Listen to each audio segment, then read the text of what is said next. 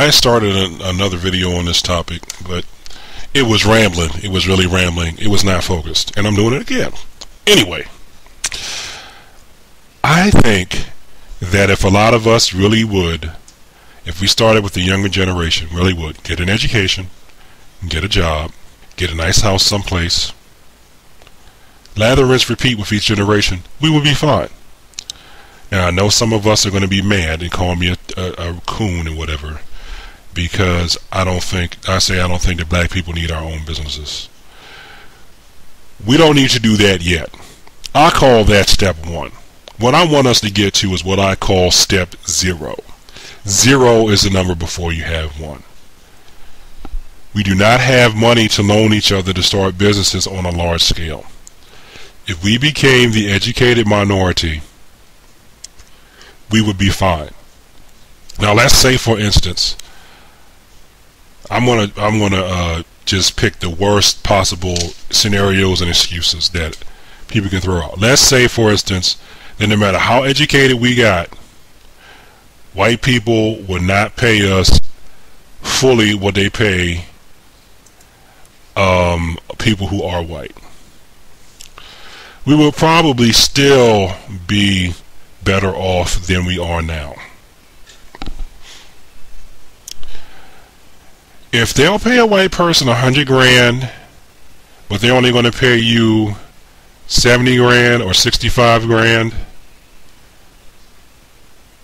you're still better off than if you got fully paid 20 grand. So I would say you take that 65 grand job and keep looking around until you find somebody who is not racist, who will pay you what you're supposed to be paid. Because one thing I've learned, was a few things I've learned. One, every single white person is not a racist. And two, even some people that are prejudiced, some folks that I've dealt with, I kind of sense that they probably were prejudiced. But their own self-interest is greater than their prejudice. That means that, yes, while they might not want Cletus the Negro, I think that's not even a good stereotypical black name.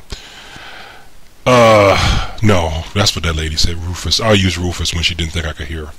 If Rufus the Negro would not be welcome at his table to marry his daughter, if he knows that Rufus the Negro can make him $300,000 while the Biff Wellington can only make him $200,000, he's going to go with Rufus the Negro.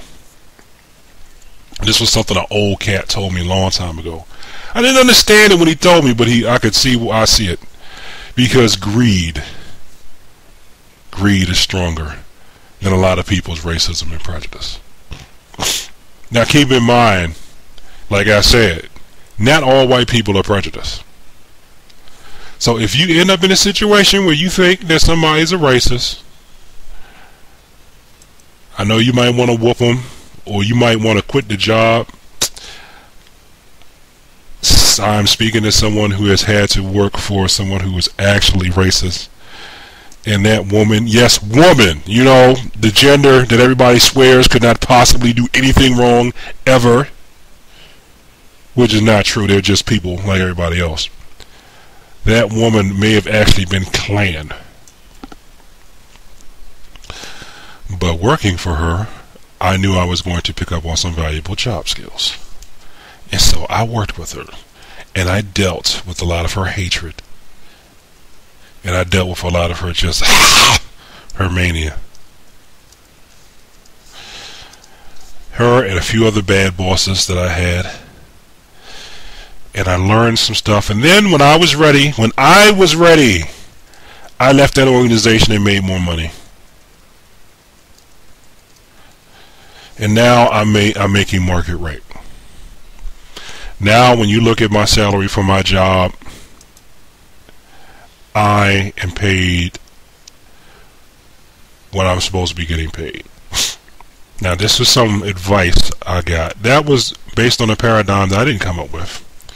I actually got it from a white person who managed to move up the ladder. She felt like volunteering this information to me because she said that I seemed like I wanted to work hard and I wanted to do something. Because, you know, not all white people are racist. I have to say that again to people who will call me an Uncle Tom chicken-eating chitlin bastard. And I don't eat chitlins anymore because they're bad for my cholesterol. But anyway, this is a trick you can use. It's called taking the job that no one else wants. In every organization, there's a person who is a pain in the you-know-what. Nobody likes this person. Black people don't like this person. White people really don't like this person. But if you're willing to work for that pain in the you-know-what, you may be able to move up. Now, you only take a job like that if you think there's going to be a good payoff, like the job actually pays a lot of money, or the job has a marketable skill that will enable you to make a lot of money outside of that organization. Let's say right now, cooking chicken noodle soup is hot. There's a big demand in the market for chicken noodle soup people who make chicken noodle soup. Your company has a chicken noodle soup position open, but instead of paying $100,000 for a chicken soup developer, they're only going to pay $40,000. Now, what a lot of people do is go, and especially if you know that the last person they had in that chicken soup developer position was a white person, and they paid him or her $100,000. You're gonna go, man, I ain't gonna take that chicken soup job, man. I came up in there, and you know what they told me? They told me that they only gonna pay me $40,000. You should take that chicken noodle soup job. You take it, and you get work experience. You are actually being paid to learn on the job. So take it. You take it, you work it for about a year or two or more, and then you can leave the organization and make good money with the chicken noodle soup skill. Now you have to be careful with this. You cannot let on that this is what you're doing, because when I first started doing this, they were already peeping my game. They were saying, oh, you're just going to run off and go get a better paying chicken noodle soup job because this skill is hot. And I had to do my best. No, master, this ain't what I's gonna do. I had to do my best. No, master, no, I's gonna be loyal now. I's not gonna run off. I's gonna make chicken noodle soup for you, master. I had to do that.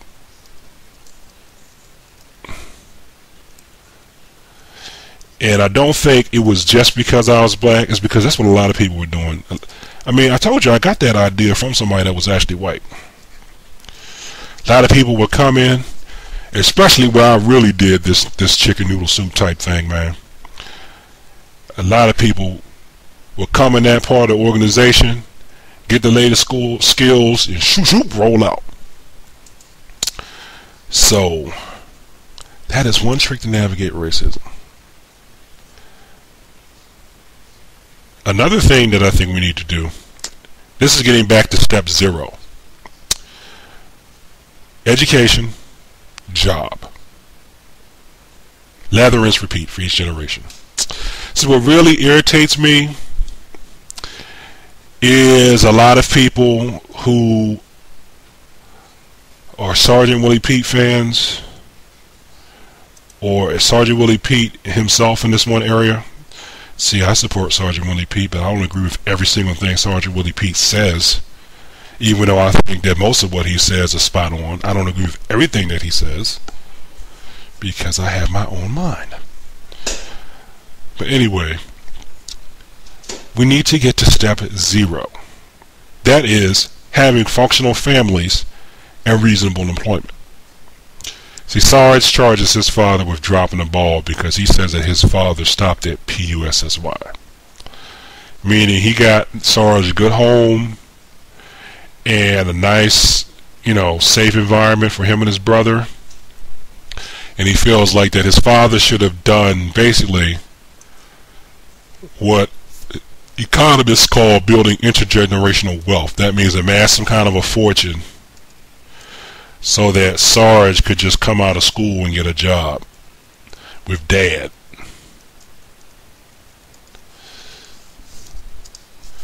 And that's something he says that they have in the white community because they have multi-generational ties to different fortunes and things.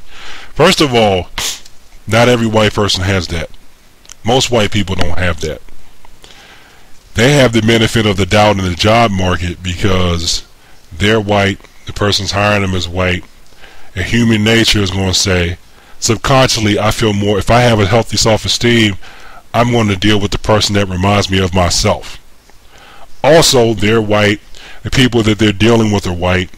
Because of past racism, most likely the people who are going to be in the office are white, and they're going to go home and tell other white people first about any job openings that come available.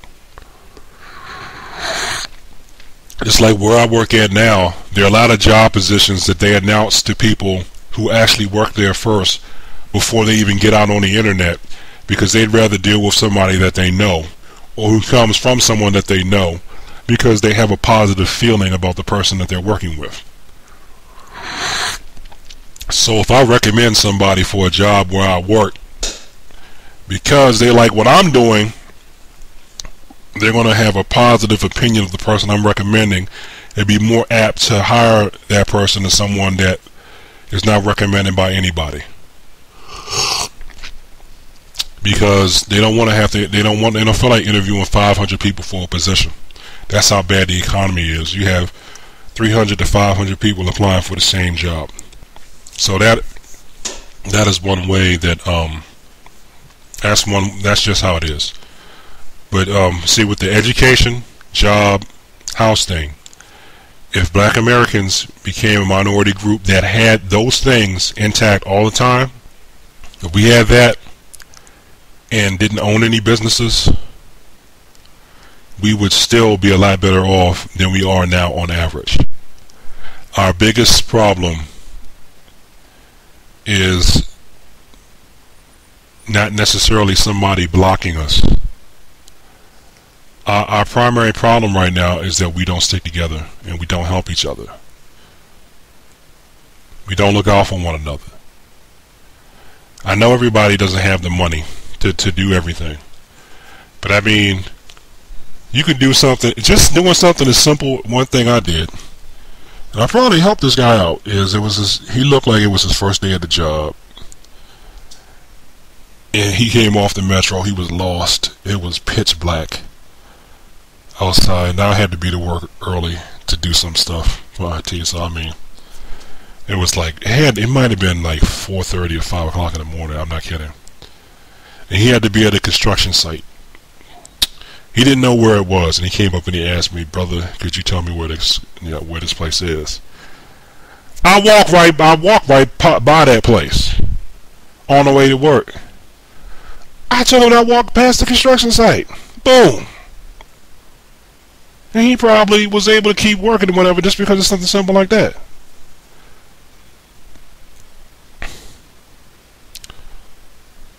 Little simple things like that. That's what you got to do. If you hear of a job, tell somebody.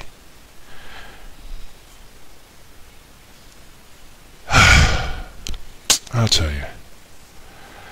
You know, this thing about how black people need to start businesses and things like that. I mean, so you don't have to work for the white man. Let me ask some of us something. It's from my Afrocentric brothers and sisters something. And you can't, well, you can, you probably will say that I don't know what I'm talking about. But I do, because I was Afrocentric at one time. But let me ask you something. Who does the white man work for? Who do white people go to for jobs? Who do white people get jobs from?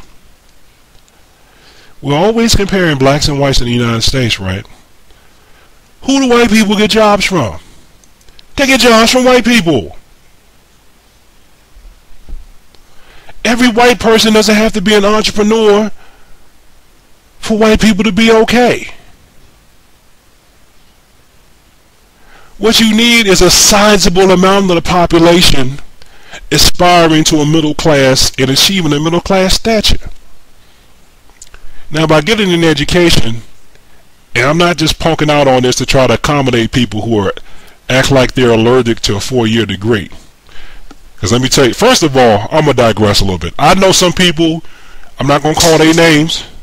I know they was allergic to the idea of getting a 4-year degree when I was getting mine.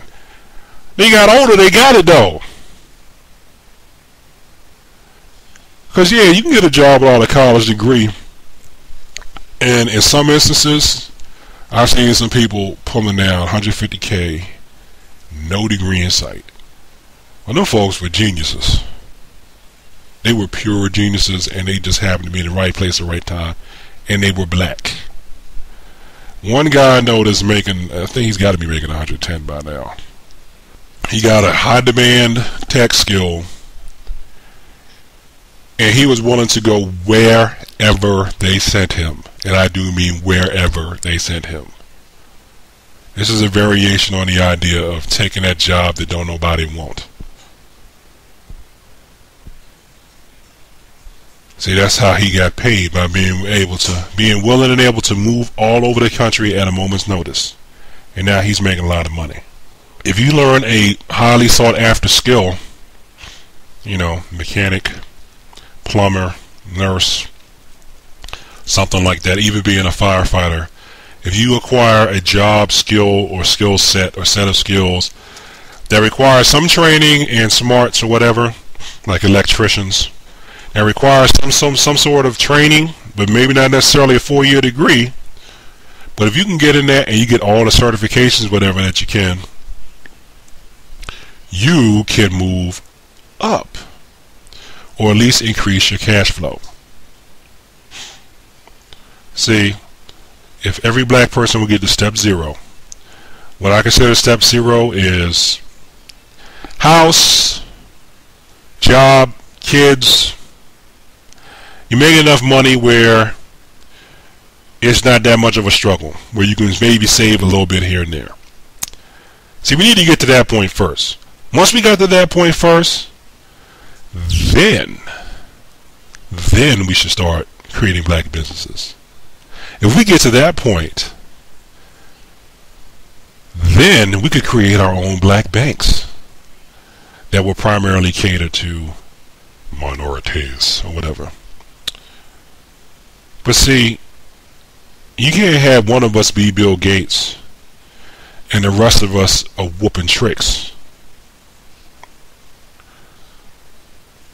You can't have one Oprah,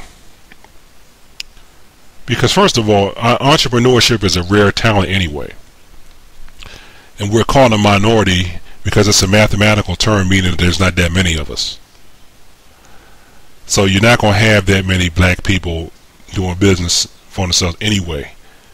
Even though you do have a lot of black people these days, it seems like, thinking about the entrepreneurial track, but that's not necessarily what needs to be happening.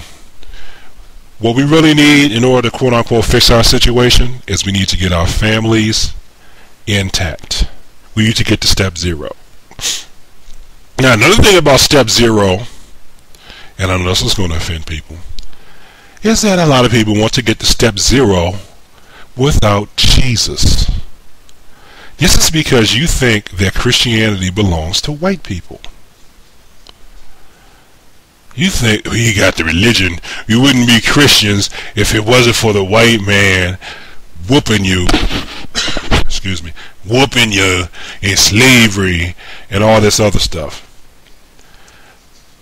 That's totally not true, because I've known people from Ethiopia who were Christians, and they don't come from slaves. Anyway, Egypt was in Africa. Jesus was probably black because they were black at that time in that hot sun. If he wasn't black, he was definitely not white, etc. But anyway, enough of that. There may be things in the Bible that can help you. I know there are things in the Bible, but I'm just, trying not to come off too heavy on people who I should be hitting in the head with a Bible and anything. I know some people are clicking out right now because I mentioned Bible. That's because you have the Antichrist in you. And now you really probably think that I go to church every day and I'm praying to white folks instead of praying to God. But anyway, there are bits of wisdom in the Bible that can help you. Why don't you use them? Throwing away the Bible, in my opinion, is like not drinking water because some people drown. It's like not taking a shower because some people may slip and fall and hit their head in the bathtub.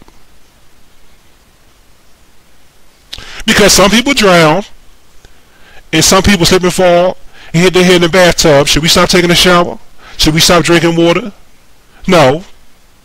So because some people misuse and abuse Christianity and we got some child molesting priests, does that mean we should throw away the Bible? No, it does not. Don't abuse it. A lot of those self-help books that people have, and I know because I've read them, a lot of those principles that they put in there are from the Bible. But you think it's a secular answer. You think it's a totally mental answer and not spiritual. When a lot of the problems we have are spiritual. See, a lot of us want to get to step zero. We want to address the economic. We want to address the mental. And we should address those. We want to address physical and health concerns, and we should address those. We should also address the spiritual problems. So should we not read the Bible because there are some black preachers that prey on the poor? There are some white preachers that prey on the poor. White people expose them. We should be exposing those preachers that prey on the poor. But we don't want to do that, right? Well, we don't want to snitch. We don't want to snitch. Is that what it is? We don't want to snitch. You don't want to snitch? That's what this is? Huh? You don't want to snitch? You don't want to hurt your brother? You don't want to hurt your brother? Is that what it is? He ain't your brother if he's hurting you. And you don't let that one demon-possessed priest keep you from developing a moral basis that you can use to help you and your family out. Because if you do, you're foolish. So that's what I think we need to do. We need to get to step zero. Step zero is reasonable employment for every functional black adult. Step zero includes diminishing the dysfunctionality within the black community. You're always going to have people that are going to be drug addicted. You're always going to have people that want to go the wrong way and all this type of stuff. But what we need is to have more people who are doing what they're supposed to do. The overwhelming majority of us need to be doing what we're supposed to do to offset the people that are just not going to do what they're supposed to do, no matter how much you talk to them. And once we do that, Oprah can walk into a project and come out with a project manager.